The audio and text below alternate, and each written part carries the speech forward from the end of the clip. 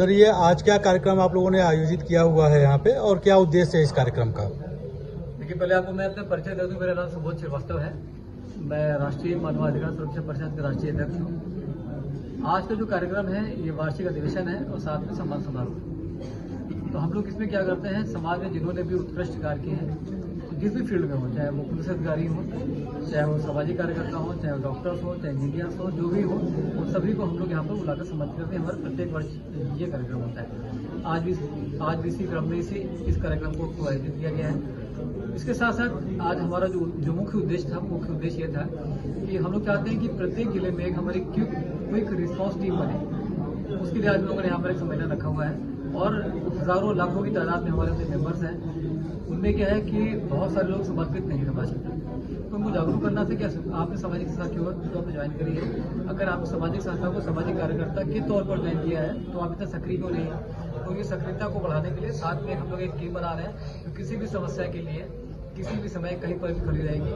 आज उसको हम लोग यहाँ पर पब्लिक की किस तरीके की समस्याओं का समाधान अपने संगठन के थ्रू करते हैं और जो आम पब्लिक है बहुत सारी समस्याओं से दिन ब दिन रूबरू होती है, वो आप तक कैसे पहुंचे, इसका क्या मोड हो सकता है? देखिए, पब्लिक हमारे पास में सोशल मीडिया के मदद पहुंचती है, क्योंकि हम लोग सोशल मीडिया पर बहुत एक्टिव हैं। जो भी हमारे काम होते हैं सब सोशल मीडिया पर हैं। समाज में हम लोग बहुत सारे सामाजिक कार्य करते रहते हैं, जैसे चिकित्सा शिविर हो गया, रक्तदान शिविर हो गया, सम्मान समारोह हो गया, सब हम लोग का चला करता है। इससे समाज में संदेश आता है। रही बात कैसे मदद करते हैं, हम लोग मदद करते हैं संविधान के दायरे के अंतर्गत। जो भी चीजें संविधान के अंतर्गत आती है, संविधान से ऊपर कोई नहीं है, संविधान के ऊपर हम लोग चले जाते हैं। कोई सोचे कि मैंने कुछ गलत काम कर दिया और थाने में के उसको छोड़ा देंगे, तो ये कदापि नहीं होगा, बिल्कुल नहीं होगा। हम लोग संविधान के दायरे के अंतर्गत काम करते हैं। साथ साथ हमको ये बताते हैं कि संविधान में आपके लिए कितने अधिकार दर्ज हैं और कौन कौन से अधिकार दर्ज हैं, किस अधिकार को किस प्रकार से प्राप्त करना है, ये हमारा मेन काम है।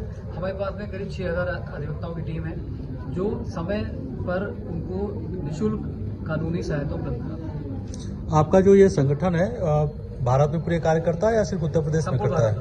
आप आसाम, मेघालय, मिजोरम कहीं से आप शुरू हो जाइए, नीचे केरल, कर्नाटक तक, तमिलनाडु, आंध्र प्रदेश, सब जगह पर। और समाज में हमारी प्रतिष्ठा है, आपको मैं बताऊँ, प्रतिष्ठा हमारी इसलिए क्योंकि हम लोग लावारिस शवों का अंतिम संस्कार कराते हैं। ये काम सरकार ने पुलिस को दे रखा है। और आपने देखा होगा, अक्सर आपको पत्रकार है, आपको अक्सर न्यूज आती होगी, कभी जली लाश नाले में मिलती थी, कभी नदी में मिलती थी, कभी पेट्रोल डाल के जला दिया, कभी डीजल डाल के जला दिया, इस टाइप की खबरें आती रहती थी। तो हमने ये सरकार से काम अपने पास में ले लिया है। जितनी भी लावारिस लाशें मिलती है उनका हम लोग धर्म के हिसाब से, उनका हिंदू है तो जलाते हैं, मुसलमान है तो उसको दफनाते हैं। ये हमारे प्रत्येक दिन का काम है। 1-2 लाशें प्रतिदिन हमारे पास में आ जाती हैं पूरे जिले में, और धीमे धीमे करके इस कार्यक्रम को हम लोग संपूर्ण भारतवर्ष में लागू करने जा रहे हैं। क्योंकि इसमें पैसा खर्चा होता है, ये सारा पैसा संस्था वहन करती है, इसलिए संपूर्ण भारतवर्ष में इसको फिलहाल अभी आयोजित करना मुश्किल है।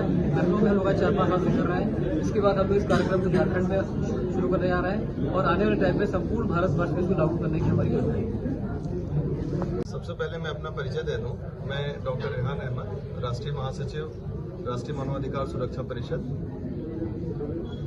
लखनऊ जिले में अधिकतर जो भी लावारिस लाशें मिलती हैं उनका जो अंतिम क्रियाक्रम होता है वो भी धार्मिक रीति रिवाजों से, वो हमारी संस्था यानी राष्ट्रीय मानवाधिकार सुरक्षा परिषद के द्वारा ही अधिकतर उसका किया जाता है। उसमें हम लोग कोई जाति और धर्म नहीं देखते हैं। किस धर्म से जिस धर्म की शव मिलती है, हम लोग उसी धार्मिक रीति रिवाजों से उनका जो है क्रियाक्रम हम लोग करते हैं। हम लोग ये चाहते हैं कि जो मृत्यु इंसान जैसे होता है, जैसे मृत हो जाता है, उसका भी एक अंतिम महत्वपूर्ण मानवाधिकार उसका होता है। उसका ये होता है कि उसको सम्मान के साथ उसका अंतिम संस्कार होना चाहिए। एक उसका सबसे महत्वपूर्ण अंतिम मानवाधिकार उसका यही है कि जब अगर वो मृत हो गया, अगर लावारिस है तो उसका तो वही तो करने वाला हो। तो ये बहुत ही एक नेक काम है और इसी से इम्प्रेस होकर मैंने इस संस्था को ज्वाइन किया। ये जो नेक कार्य कर रहे हैं, इसके लिए फंडिंग की आवश्यकता होती है क्या? सरकार से कोई फंडिंग है आपके पास में? सरकार कोई फंडिंग नहीं करती है।